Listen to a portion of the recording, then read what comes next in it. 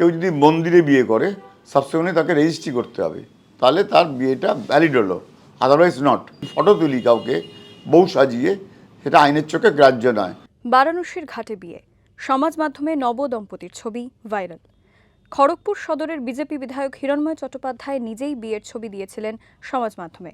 তার কিছুক্ষণের মধ্যেই হিরণের প্রথম স্ত্রী অনিন্দিতা চট্টোপাধ্যায় দাবি করেন তার সঙ্গে হিরণের কোনো আইনি বিবাহ বিচ্ছেদই হয়নি। শুরু হয় তরজা।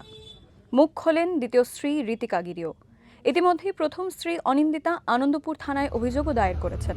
হিন্দু ম্যারেজ অ্যাক্ট অনুসারে প্রথম স্ত্রীর সঙ্গে বিচ্ছেদ না হলে দ্বিতীয় বিয়ে করা যায়। দ্বিতীয় বিয়েটা আইনসিদ্ধ নয় যতক্ষণ না সে রেজিস্ট্রি করছে।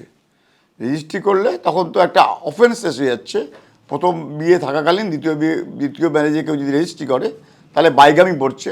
আগের আইনে ছিল 494, আর বর্তমানে 82 বিএনএস। আর যদি রেজিস্ট্রি না করে তাহলে প্রথম বিয়েটা সাকসিড করবে, দ্বিতীয় বিয়েটা বিয়ে বলে কোনো আইনের চোখে হবে না, ধরা হবে না। হিরণ চট্টোপাধ্যায় প্রথম স্ত্রী অনিন্দিতা আনন্দপুর থানায় অভিযোগ দায়ের করেছেন। ভারতীয় ন্যায় সংহিতার 85, 82 1 এবং 54 নম্বর ধারায় অভিযোগ দায়ের হয়েছে। 85টা তো বধূ নির্যাতন মামলা চলে আসছে। বধূ নির্যাতন কগনিজেবল অফেন্স, পুলিশ এফআইআর করতে পারে। হোয়ারাস 82তে পুলিশ নন কগনিজেবল, পুলিশ এফআইআর করতে পারে না, শুধু 82তে। কারণ এটা কমপ্লেন কেস করতে হবে। 494 মানে বাইগামি। আগের আইনে 494 ছিল, এটা যে বাইগামি। একটা বিয়ে থাকাকালীন যদি সেকেন্ড বিয়ে করে কেউ তাহলে বাইগামি পড়ে।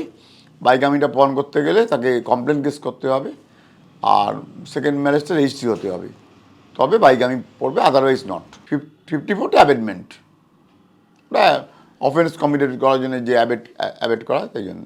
অভিযোগ প্রমাণ হলে কি হিরণের বিধায়ক পদ খারিজ হতে পারে? আইন কি বলছে? বিলো 7 ইয়ার্স যেগুলো, সেগুলো হচ্ছে নোটিশ করতে হবে পুলিশকে।